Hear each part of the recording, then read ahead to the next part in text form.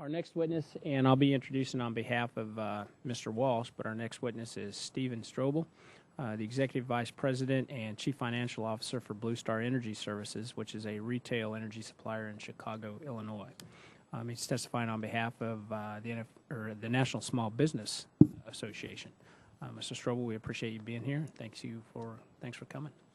Thank you, Chairman Graves,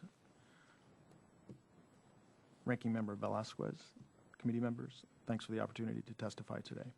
Although NSBA's members operate a wide variety of businesses, they all consistently rank reducing the tax burden among their top issues Congress and the administration needs to address. While the actual out-of-pocket cost is a huge issue, the sheer complexity of the tax code has been an ever-increasing administrative burden on America's small businesses, which, unlike big corporations, do not have large staffs of accountants, benefit coordinators, attorneys, personnel administrators, etc., at their disposal to deal with the regulatory and paperwork demands of the federal government.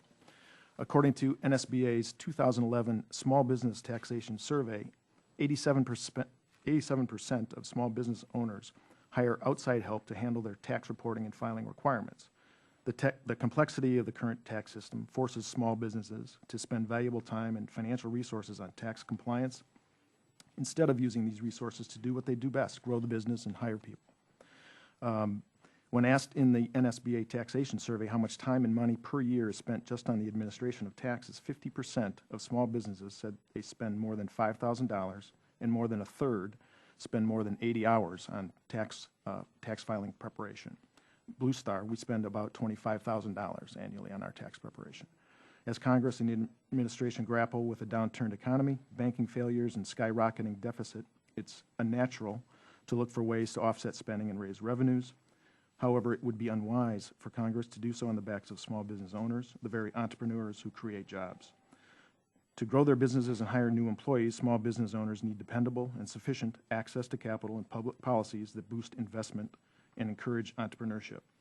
Reducing the U.S. deficit has a real benefit to small business growth in the U.S. and is something America's small business owners feel should be a national priority. Federal spending in 2010 amounted to approximately 24% of GDP, a level not seen since World War II, and in part due to an economic downturn. Even with an economic recovery and the ensuing increase in tax revenues and decrease in spending, without major changes, federal spending will continue to outpace revenues.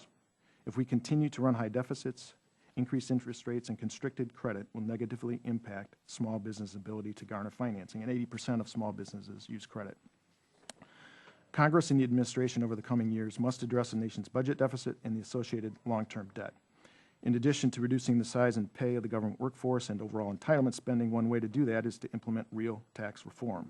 Tax reform is one of the NSBA's top 10 priorities. Based on a 2011 NSBA taxation survey, small businesses expressed support for tax reform that simplifies the tax code, broadens the base, lowers all individual and corporate tax rates, and makes the corporate tax code more competitive for U.S. businesses. The current tax code is comprised of more than 10,000 pages of laws and regulations that, in their complexity and propensity for frequent change, serve as a disadvantage to small businesses.